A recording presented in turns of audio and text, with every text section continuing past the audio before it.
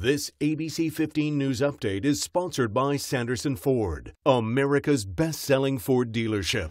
Hello, I'm Stephanie Hawkridge with your afternoon update from ABC15 Arizona. The embattled Johnson Utilities Company could have a new leader.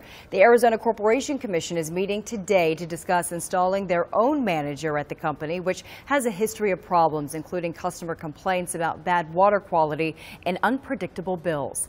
Heading back to school, educators behind the Invest in Ed initiative announcing a new strategy from now until the middle of August. They're calling on all teachers to add up the unpaid hours they work, planning and setting up their classrooms, and then all the money they spend out of pocket getting supplies.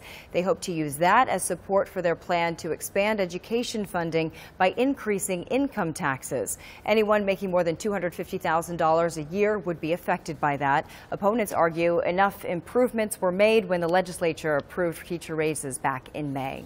It is a weather action day here at ABC 15, and the extreme heat is forcing the Arizona Animal Welfare League to close this week for only the third time ever in the history of the league. Some volunteers will take dogs home to help keep them cool, and then we're told the shelter will reopen on Thursday. ABC 15, and your most accurate forecast right now.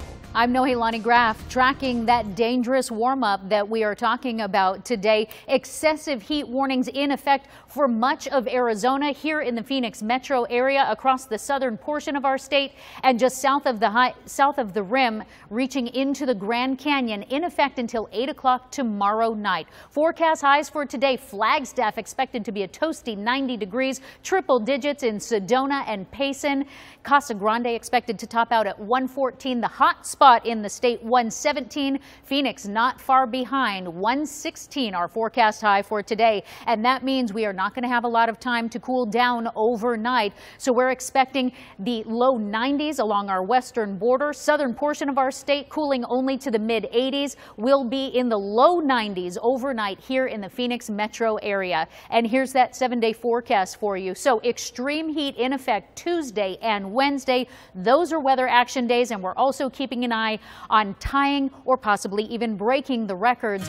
No relief in sight, at least until we get to the weekend, when our temperatures start to trend down and we move that chance of storms back into the forecast on Saturday. All right, another update tonight. And until then, get the latest news, weather, and traffic at abc15.com or by downloading our free ABC 15 mobile app.